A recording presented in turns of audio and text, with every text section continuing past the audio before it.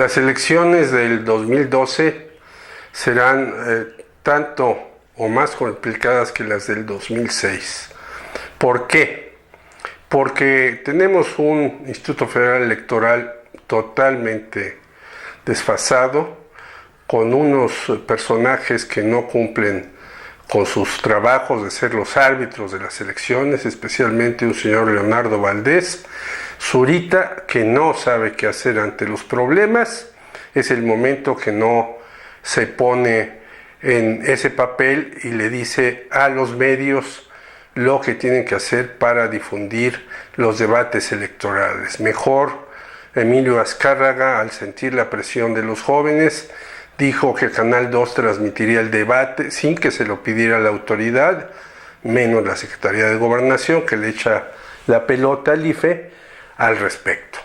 En ese sentido vemos pues que hay un árbitro ausente de toda una serie de cuestiones y vemos unos partidos que están totalmente crispados. Ayer estuvieron con Javier Sicilia los 4 candidatos, fueron regañados terriblemente por este personaje, ya que en efecto no han pedido disculpas a la población mexicana por el desastre que se vive no solamente en esta guerra fatídica, que está reprobada por todo el mundo, sino en una situación económica, social, cultural, sin asidero. Por lo tanto, hay competidores, pero no hay competencia.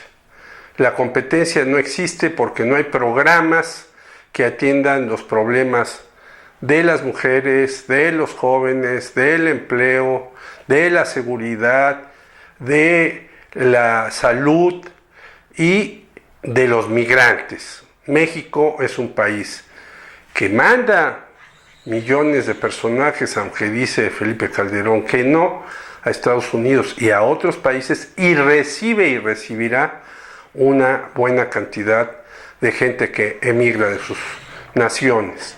No solamente los centroamericanos, sino ya se sabe que vendrán españoles que están en una crisis más profunda que la nuestra. Por lo tanto, no hay una sola línea al respecto, siendo que es un asunto vital y trascendente.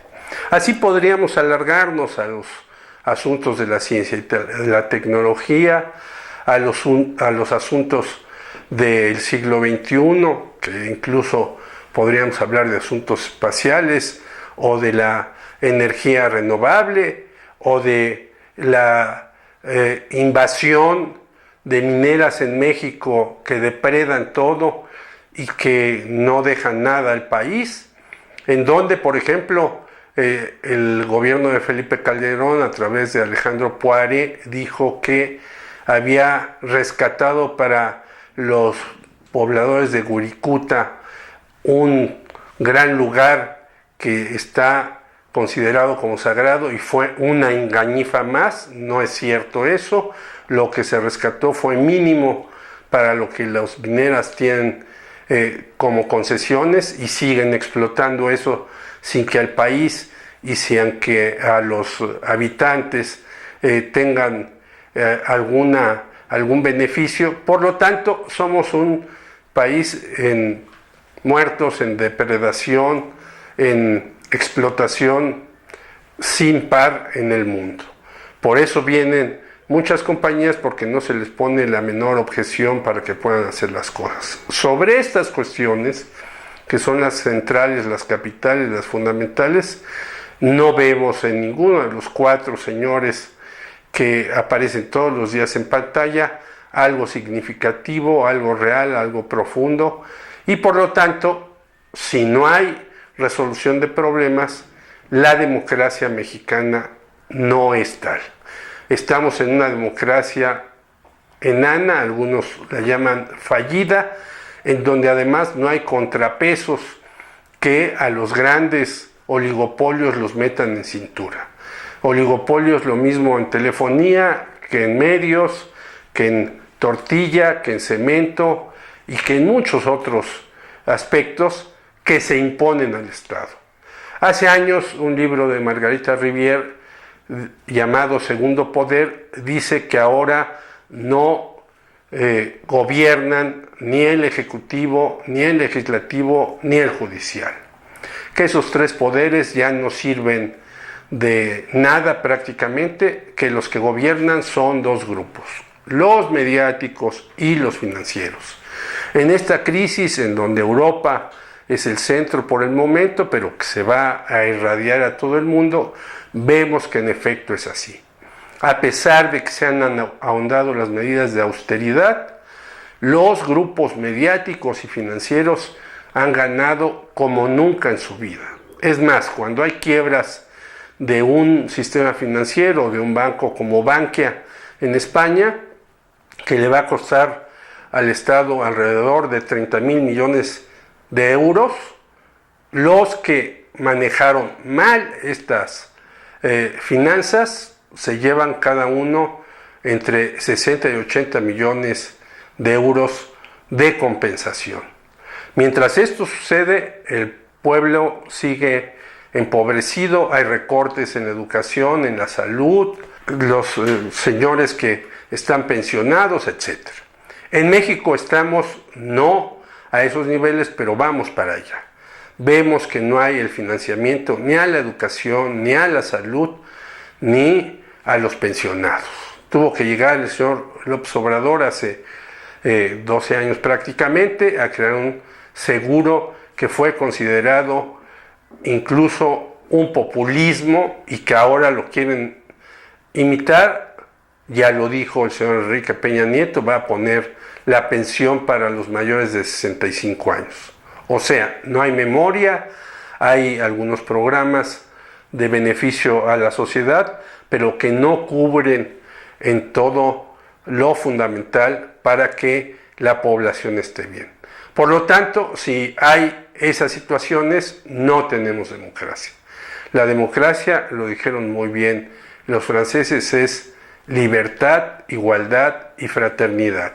Mientras no existan esas tres premisas, podríamos decir que hay democracias rabonas, enanas, pequeñas, medianas, quizá en algunos otros países, pero de nada sirve ir a votar cada 3, 6 años por alguien que no va a cumplir sus promesas, porque además en este momento todo el mundo promete lo que sea, pero cuando se pone en la silla del águila, como decía Carlos Fuentes, personaje que nos alertó que si votáramos por Peña Nieto sería una aberración, o la silla embrujada, como atinadamente dijeron nuestros revolucionarios Villa y Zapata, cuando llegan ahí se transforman y ya no escuchan a nadie.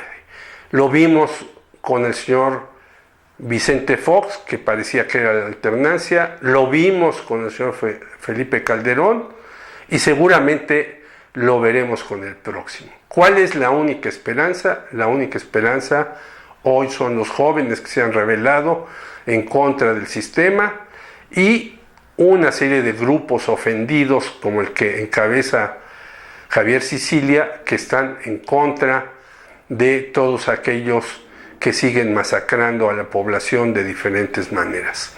Ahí está quizá el futuro para tener próximamente una democracia en serio, una democracia que tome en cuenta a los pobladores, una democracia que tome en cuenta al pueblo y que no sea simplemente una oligarquía, un círculo de hierro, como han dicho algunos autores, en donde ellos hagan lo que les dé la gana sin que le rindan cuentas a nadie, porque en el legislativo, por ejemplo, se rinden cuentas a ellos mismos y depredan el patrimonio y el presupuesto nacional, y el judicial es un poder que timoratamente a veces plantea algunas cosas, pero no va al fondo. Ahí está el caso de Atenco con Peña Nieto, ahí está el caso del Gober Precioso con todos los agravios en contra de Lidia Cacho, ahí está el caso de Ulises Ruiz,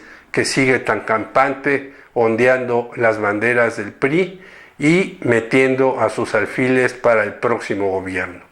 Esos tres, pero muchos más, son una muestra de que en México no se atacan las causas de la corrupción, uno de los males que vienen desde tiempos inmemoriales, desde la colonia muy acentuadamente, y que no se han podido erradicar. Tenemos el reciente caso de Tomás Yarrington, de Humberto Moreira, de los generales que se dice estaban coludidos con el narcotráfico, y podríamos seguir, la lista es muy larga e interminable, pero eso no se puede hacer en una democracia en donde los políticos asalten las arcas públicas y nadie los llame a cuentas. Tenemos que parar esto, y la única manera es con los grupos sociales que ahora se han rebelado y que ahora exigen realidad en la democracia, en la rendición de cuentas y derecho a la información, un asunto fundamental para el tránsito de la democracia, cosa que no existe en México por el duopolio televisivo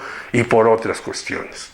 Ese es el tránsito, pues, que necesitamos hacer para una democracia seria, efectiva, responsable, no trianual ni sexenal, sino que dé resultados todos los días.